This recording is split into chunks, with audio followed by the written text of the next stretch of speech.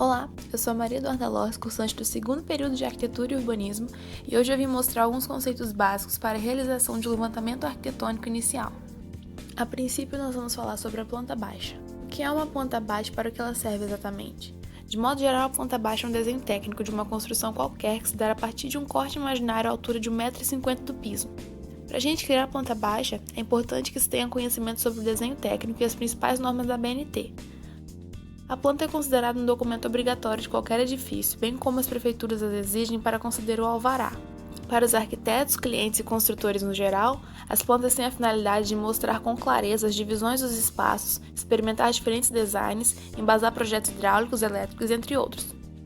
Em relação ao termo corte que mencionei anteriormente, podemos os definir como cortes literalmente que são realizados a fim de que nos mostre os compartimentos internos de um projeto e, de maneira geral, características que não são possíveis visualizar numa planta baixa. É necessário ter no mínimo 2 cortes no projeto, sendo um corte transversal e um corte longitudinal. Agora eu vou falar um pouco sobre os materiais necessários para a realização do croquis de uma planta baixa. Primeiramente, a escolha da folha. Há a opção de vários tamanhos, sendo a A3 a mais utilizada. Tem também as folhas de tamanho A4, A5, A2, A1 e A0. Se necessário, é recomendado o uso de prancheta, sendo esta de acordo com o formato da folha. Outro instrumento importante são as lapiseiras. No mercado, tem-se de vários milímetros e na arquitetura as mais utilizadas para os esboços são a 03, 05, 07 e 09, cujos grafites de menor diâmetro são utilizados para traços mais finos e os de maior diâmetro para traços mais grossos. Tem também o escalímetro, que é primordial na execução de plantas, pois é ele quem nos dá a noção de tamanho real, redução ou aumento de escalas. Em outras palavras, é a partir do escalímetro que a gente pode fazer a projeção da Torre Eiffel no papel, sendo fiel às suas medidas reais, mas claro, de forma reduzida. Um outro instrumento muito utilizado é o esquadro, para o melhor acabamento do croquis da planta baixa. Ele possibilita o feito de ângulos exatos no papel. Como de fato se faz um croquis de uma planta baixa? Os conceitos iniciais são bem simples. Pode-se começar realizando o esboço na mão livre, sem a utilização de instrumentos, apenas para organizar suas ideias, localizar os cômodos, delimitar o lote, localizar as esquadrias, os detalhes, etc. Mais para frente, pode-se iniciar um croquis mais elaborado com o auxílio de instrumentos, já decidir a escala, cotar o projeto e entre outros feitos. Vejamos as representações de determinados elementos, a começar pelas paredes que devem ter 15 centímetros. As paredes compostas por tijolos são representadas somente com 2 linhas paralelas sem nenhum tipo de achura interna, diferentemente da parede esculpida por concretos, que possui achura do tipo pontilhada. Uma observação é que para se representar paredes em escala maior ou igual a 1:200, essas devem ser preenchidas. Para a representação de janelas, estes são os exemplos: para as escalas inferiores a 1:50, para a escala 1:50, para normas alternativas ou para normas com detalhamentos.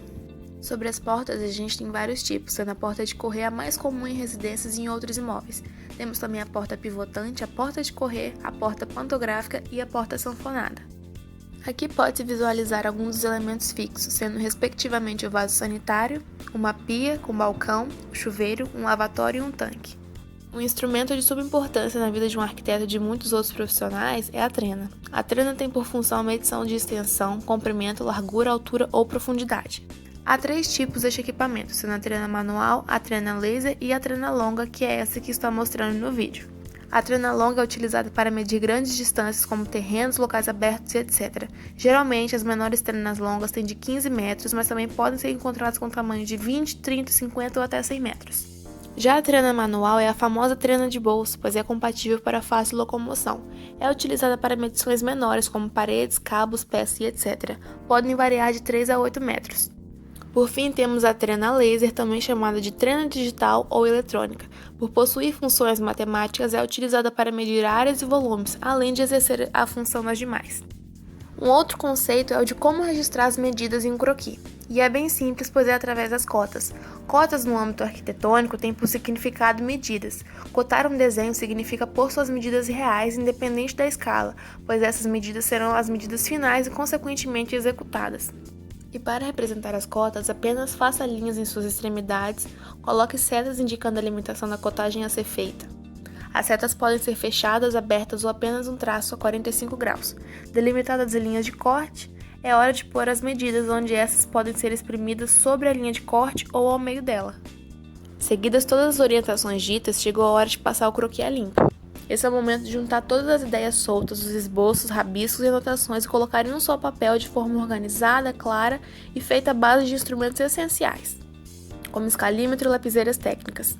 Feito isso, é bastante explícito e perceptível a diferença quando se diz respeito ao melhoramento, pois está mais legível, o que é fundamental para a leitura e compreensão de todos.